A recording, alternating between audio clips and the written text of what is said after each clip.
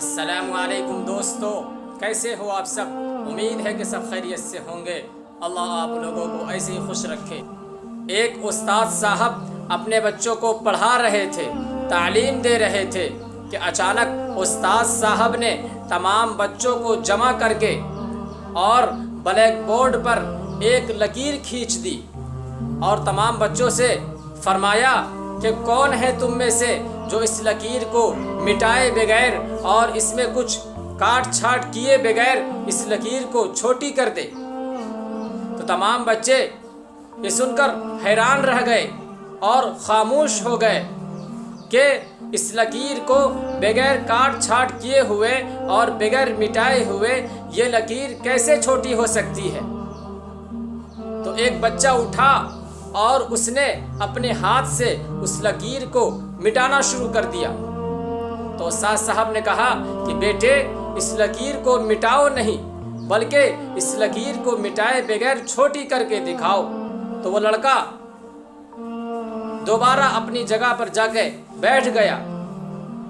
कुछ देर के बाद एक होनहार तालिब इल्म अपनी जगह से उठता है और उठने के बाद वो ब्लैक बोर्ड पर लिखी हुई लकीर के ऊपर एक लंबी सी लकीर खींच देता है और उस्ताद साहब से कहता है कि उस्ताद साहब, मैंने आपकी लकीर को मिटाए बगैर छोटी कर दी।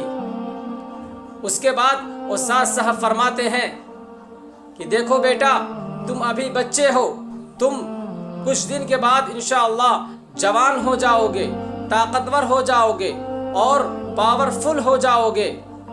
मेरी एक बात हमेशा याद रखना, तुम कभी भी किसी को मिटाकर बड़ा बनने की कोशिश मत करना, क्योंकि किसी को मिटाकर बड़ा बनना कोई कमाल नहीं है, बल्कि अपने अंदर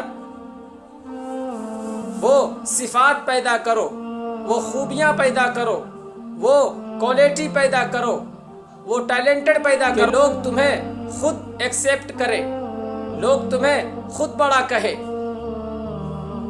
दोस्तों, आज दुनिया में जितने भी फितना फसाद हो रही है, उसमें से सबसे बड़ी वजह यह है कि लोग आज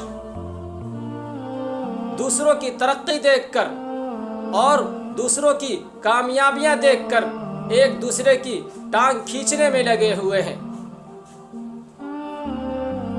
सच कहा है किसी कहने वाले ने कि जल मत बल्कि बराबरी कर, जल मत बल्कि बराबरी कर।